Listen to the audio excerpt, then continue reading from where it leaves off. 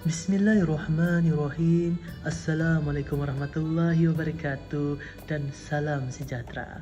Baiklah, hari ini saya Muhammad Najim Sapik bin Jafar, nomor matriks di 20221103 439 akan menceritakan salah satu kisah yang terdapat dalam Sulalatus Salatin bab 3 yang bertajuk Kegagahan Badang Diuji. Ayuh kita dengarkan. Badang merupakan seorang tokoh yang hidup dalam mitos sejarah Melayu.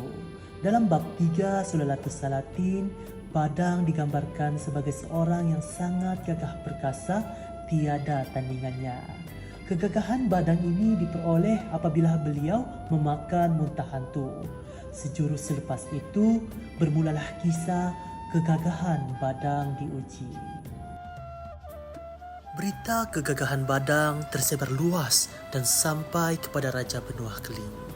Baginda menghantar seorang pahlawannya yang bernama Nadi Bijanyakra untuk menguji kekuatan dengan Badang. Baginda menitahkan Nadi Bijanyakra membawa 7 buah kapal yang penuh dengan isi barangan. Sekiranya kalah, diminta menyerahkan isi ke semua 7 buah kapal tersebut.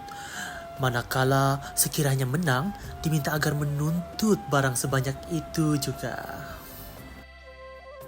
Baginda Seri Ragnawikrama menerima penghadapan pahlawan dari benua Keling berkenaan. Pada masa itu, Baginda Seri Ragnawikrama menitahkan kepada Badang dan Nadi Bijanyakra bergusti dan kemudiannya Nadi Bijanyakra telah pun tewas. Kemudiannya, sekali lagi Nadi Bijanyakra berjaya ditewaskan oleh Badang dalam peraduan mengangkat batu besar di hadapan istana Singapura. 7 buah kapal yang penuh isi harta pun diserahkan kepada si Badang dan Nadi Bijanyakra pun pulang ke benua Keling. Perkabaran berkenaan kemudian sampai ke Perlak bahawasanya terdapat seorang hulu balang Raja Singapura bernama Badang, gagah perkasa, tiada taranya. Ketika itu, Raja Perlak juga mempunyai seorang pahlawan gagah bernama Benderang. Apabila menerima perkabaran berkenaan, Benderang terus menghadap Raja Perlak lalu menyatakan hasratnya untuk berlawan dengan Badang. Raja Perlak menitahkan kepada Mengku Bumi Tun Perpati Pandak menemani Benderang ke Singapura. Lalu Tun Perpati Pandak dan Benderang berlayar ke Singapura bersama surat daripada Raja Perlak. Seri Ragnawikrama pun bersetuju lalu bertitah supaya pertarungan berkenaan akan berlangsung pada keesokan harinya. Baginda pun menyuruh Badang menghadap lalu memberitahu bahawa dia akan beradu tenaga dengan Benderang. Badang mengetahui bahawa Benderang merupakan seorang pahlawan yang gagah dan masyhur orangnya. Dia tidak begitu yakin bahawa dirinya mampu mengalahkan Benderang. Badang kemudiannya menyampaikan pendapat kepada Baginda untuk menguji kekuatan Benderang terlebih dahulu sebelum pertarungan sebenar. Di saat Tun Perpati Pandak dan teman-temannya menikmati majlis keramaian pada malam berkenaan, ketika itu, Badang mengambil peluang menindih peha Benderang menyebabkan Benderang tidak dapat mengangkat tindihan tersebut.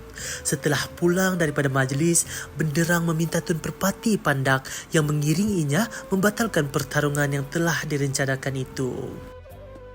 Tun Perpati Pandak juga menyedari kekuatan Benderang tidak akan dapat menyaingi kekuatan yang dimiliki oleh Badang.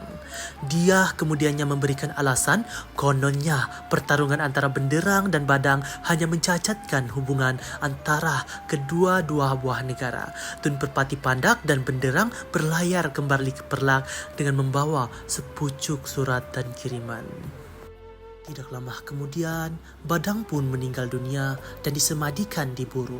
Setelah berlaku peredaran waktu, maka ajal Seri Ragnawikrama telah pun tiba. Lalu, Baginda mangkat dan digantikan oleh anak kanda Baginda bernama Damia Raja yang bergelar Paduka Seri Maharaja. Hasil perkawinan dengan Damia Puteri, Baginda memperoleh seorang putra yang bernama Raja Iskandar Shah. Maka tamatlah sudah kisah kegagahan Badang diuji. Sekian saja daripada saya akhiri cerita saya dengan serangkap pantun. Sedang jebat sibuk bergadang, bersemayam si tuah di dalam gua. Sekian sahaja kisah si Badang, cerita legenda, hiburan semua. Sekian, wabillahi taufik wal hidayah. Assalamualaikum warahmatullahi wabarakatuh.